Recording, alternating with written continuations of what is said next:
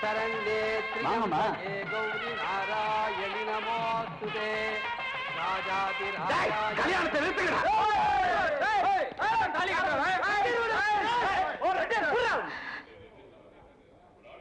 என்னங்கடா ஊரை விட்டு ஊர் வந்து கலாட்டா பண்றீங்களா? எதுக்குடா கல்யாணத்தை நிறுத்தணும்? எடுறா வச்சிருவாள.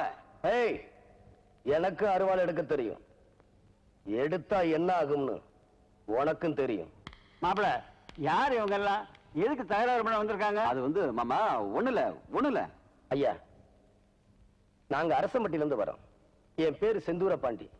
என் தம்பியும் பொன்னம்பலம் தங்கச்சியும் ஒருத்தர் மனசார விரும்புறாங்க.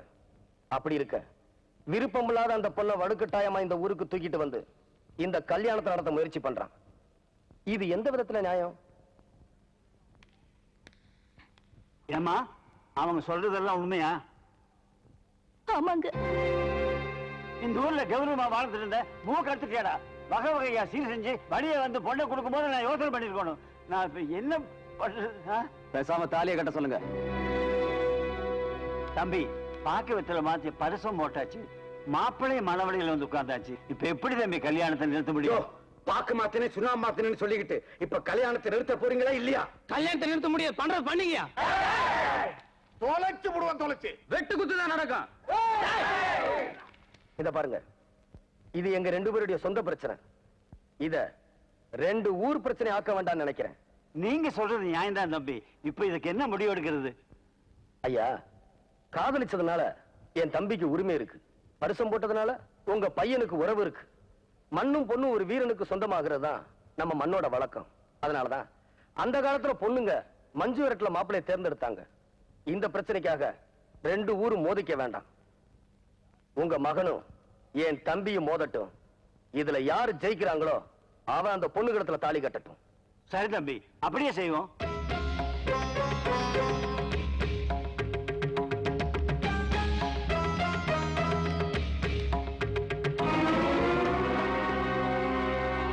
தம்பி, நீங்க முடிவு செய்த மாதிரியே ரெண்டு பேர்த்துல யார் இந்த தாலி எடுக்கிறாங்களோ அவங்களுக்கு தான் அந்த பொண்ணு. விஜய், நீ காதலிச்சது பெருசு இல்ல. இந்த போட்டியில ஜெயிச்சு புது மாப்பிளையா நம்ம ஊருக்கு வா. நான் செந்தூர பாண்டி தம்பின, எனக்கு தோல்வின்றதே கிடையாது. என்ன ஆசீர்வாதம் பண்ணுங்க. அப்பா, அவன் தலையை சீவிட்டு தாலியை கையில எடுக்கிறேன். என்ன ஆசீர்வாதம் பண்ணுங்க. விளையாடுறா? விளையாடுங்கடா. உட்காருங்க மாமா.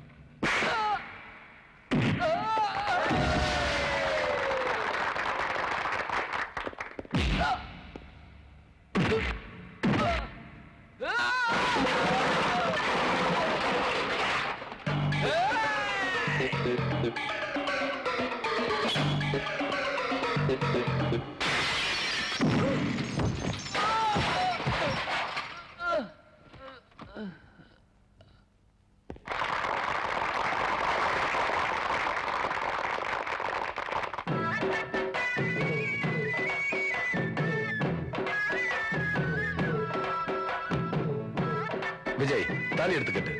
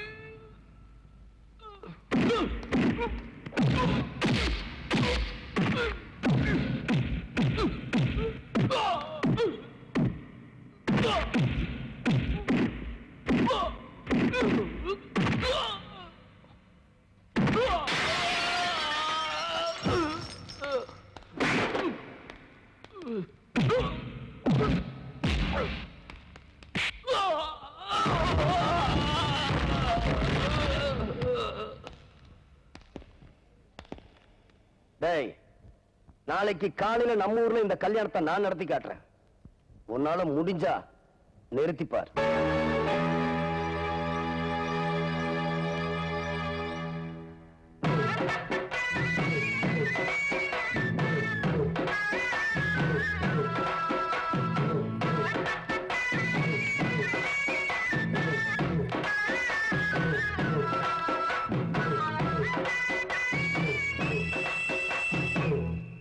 என்ன தலைவரே, உள்ளூர்ல கல்யாணம் நடத்த முடியாம தானே வெளியூருக்கு வந்தோம்.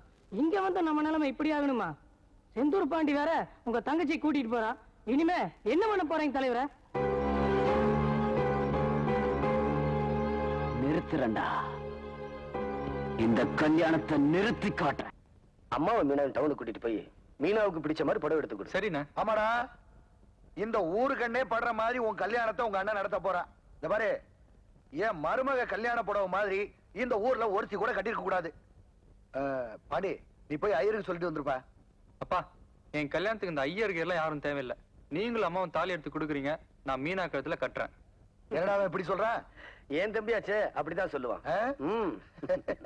விஜய், நேரமாச்சே, கிளம்புங்க. அம்மா கிளம்புங்க. போங்க போங்க போங்க. அப்பா, மண்டபத்துக்கு போய் கல்யாண வேலையெல்லாம் கவனிச்சுட்டு வந்துடுறேன். சரிப்பா, போப்பா போப்பா.